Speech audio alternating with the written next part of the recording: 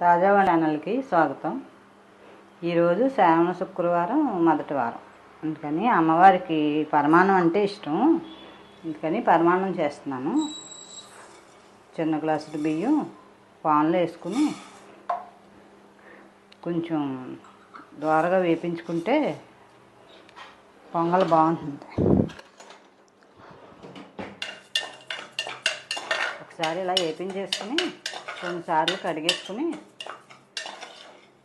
గ్లాస్కి 2 గ్లాసులు వాటర్ పోస్తే 3 విజిల్ రానివ్వాలి. 3 విజిల్ వస్తే అప్పుడు మీకు పరమాన్నం వండుకోవటం సులువు అయిపోతుంది. బయట జాబ్ చేసేవాళ్ళు అయినా సరే మనమైనా సరే ఇలా తేలిగ్గా అయిపోతుంది పరమాన్నం ఇలా వండితే. వేగిపోయినాయి కదా, వేగినాయి 2 సార్లు కడిగేసుకొని బియ్యం 2 సార్లు కడిగేసుకుని మళ్ళీ స్టవ్ నుంచి స్టవ్ మీద పెట్టుకుని గ్లాసు బియ్యానికి 2 గ్లాసులు వాటర్, 2 గ్లాసులు వాటర్ పోసేసి కుక్కర్ మూత పెట్టేసి 3 విజిల్ రాని. పరమాన్నం పక్కన ఉడుకుతుంది, రెండో పక్కనే పాన్ పెట్టుకుని వేడెక్కిన తర్వాత 1 స్పూను ఆవు నెయ్యి వేసుకుని కరిగిన తర్వాత కొద్దిగా జీడిపప్పు కిస్మిస్ వేయించు,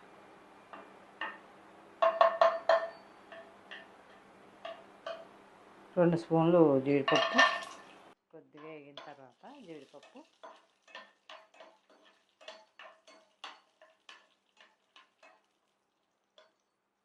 కిస్మిస్ 1 స్పూన్,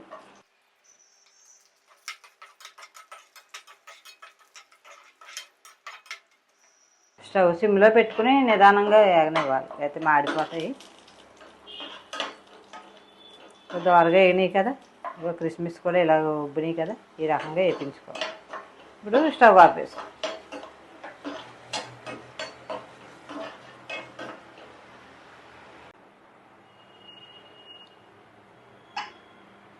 పొంగల్కి కుక్కర్ 3 విజిల్లు వచ్చేసి చల్లారిపోయింది. ఇప్పుడు మూత తీసి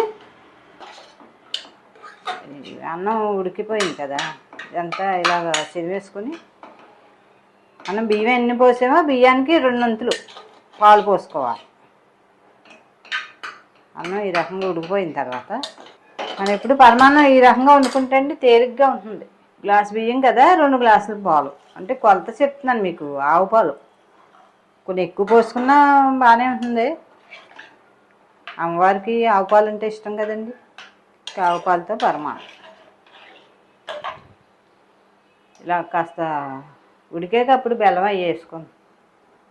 స్టవ్ అయిలోనే పెట్టేసి మధ్య మధ్య ఇలా కలుపుకుంటా ఉంటే ఉడికిపోతుంది. ఉడికిన తర్వాత బెల్లం వేసుకో.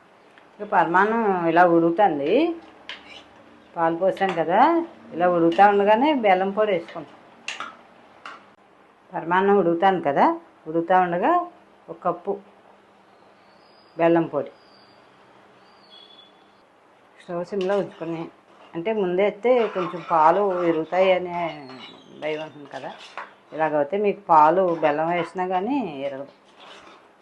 ఇలా ఉడికిన తర్వాత బెల్లం పొడి వేసేసుకొని జీడిపప్పు అవి వేపించి పక్కన పెట్టాం కదా, ఇవి కూడా వేసేసుకుని చాలా తక్కువ టైంలోనే అయిపోతుందండి ఈ రకంగా పరమాన్నం వండుకుంటే. కొద్దిగా యాలకి పొడి,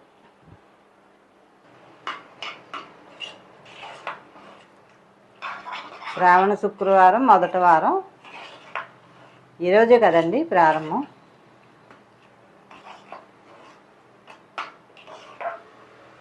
తొలివారం ఆవు పాలతో అమ్మవారికి పరమాన్నం రెడీ అవుతుంది. కొద్దిగా ఆవు నెయ్యి కూడా వేసుకుంటే పరమాన్నానికి బాగా టేస్ట్ వస్తుంది. రెడీ అయిపోయిందండి అమ్మవారికి ఆవు పాలతో పరమాన్నం రెడీ అయిపోయింది.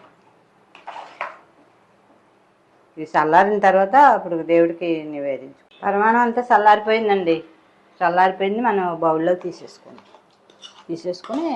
అమ్మవారి దగ్గర పెట్టేసుకొని దండం పెట్టేసుకో.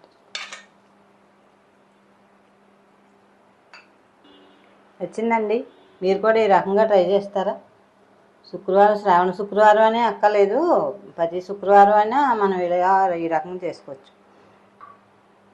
ఇలా రైసు కుక్కర్లో వండేసి పాలు పోసి ఈ రకంగా వండుకుంటే టేస్ట్ వస్తుంది, మనకి తేలిగ్గా కూడా అయిపోతుందండి పరమాన్నం.